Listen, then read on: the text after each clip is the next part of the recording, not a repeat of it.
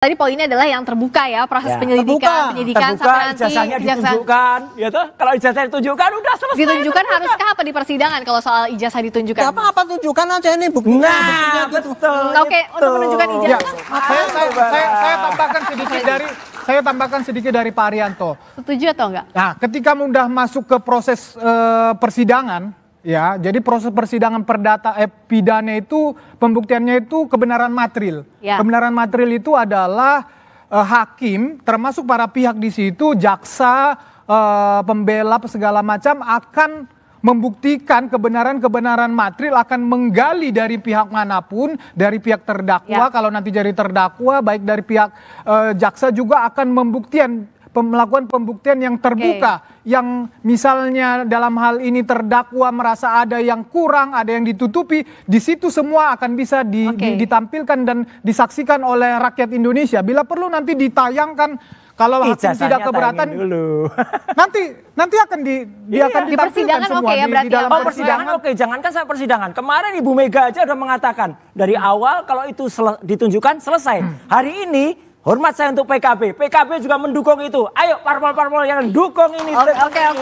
Nah, kalau dari Prof Adi ini kan jadinya kemana-mana, tapi dalam proses pembuktiannya sampai nanti kalau sampai ke persidangan, itu apa sih yang harus ditunjukkan ke publik, baik itu laporan pidana maupun gugatan perdatanya, Prof Adi?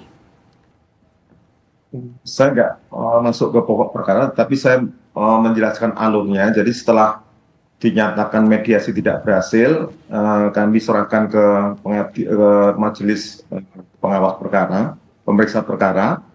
Nanti majelis hakim akan melihat, membuat satu penetapan kalau penggugat tidak beritikat baik, gugatannya tidak akan diterima. Kemudian kalau yang tergugat tidak beritikat baik, ada penetapan dari pengadilan bahwa tergugat tidak beritikat baik. Kemudian hakim melakukan pemeriksaan perkara. Jadi perkara nanti bisa tidak diterima seperti katakan oleh tadi pembicara sebelumnya, bisa juga nanti diperiksa tapi dinyatakan ditolak atau diterima. Jadi ada 3 alternatif itu, Mbak Veska. Oke, kalau untuk pihak UGM kampus apakah masih perlu klarifikasi karena gugatan terhadap UGM juga kan masih akan 22 Mei di Pengadilan Negeri Sleman? Kalau khusus untuk KPU, kemudian untuk tergugat KPU, tergugat SMU 6, tergugat UGM, nampaknya kita sudah upayakan untuk bisa berdamai dengan penggugat. Minta doanya aja. Amin. Semoga nanti di pertemuan Rabu untuk 3 tergugat 2, 3 dan 4 bisa berdamai. Jadi ada yang di PN Solo, ada juga yang di PN Sleman, kalau itu rektor, dekan, hingga dosen dan sebagainya. Oke, jadi dari masing-masing, Mas Roy maupun Mas Freddy yakin punya bukti yang kuat sampai ke proses hukum terakhir, sampai ke persidangan? Yakin dong, dan seluruh rakyat Indonesia melihat ini dan kejujuran. Itu kata Pak Kasmujo, itu yang penting. Oke, tepuk tangan untuk Mas Roy, katanya yakin banget nih sampai ke persidangan. Kalau dari Mas Freddy, apa lagi yang harus ditakutkan? Apakah harusnya ya sudah ada bukti saja sampai ke persidangan? Ya, tidak ada yang perlu ditakutkan. Pak Jokowi sama sekali tidak mengkhawatirkan masalah ijazah palsu ini, makanya dia buat laporan polisi karena dia memang punya ijazah palsu dan itulah bukti yang paling hakiki yang dipunyai Pak Jokowi. Dan perkara ini perkara sederhana pembuktiannya, ya.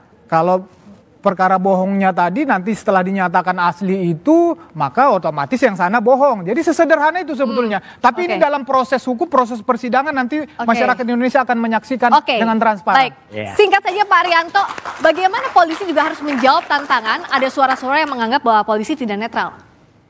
Dia kerja cepat, terbuka, dan mengumumkan pada rakyat inilah yang sudah saya kerjakan. Dan kemudian menyampaikan kepada rakyat juga ini yang saya sampaikan pada jaksa. Dan jaksa juga terbuka juga, ini yang saya terima dari polisi, ini saya karang dan kemudian sampaikan pada hakim. Dan hakimnya sebelum bersidang dia sumpah bahwa dia juga tidak curang. Kerja cepat, objektif dan transparan. Terima kasih atas waktunya dan perspektif dalam perdebatan hari ini. Mas Roy, terima kasih Mas Freddy, terima kasih Pak Arianto, terima kasih Prof Adi. Dan demikian.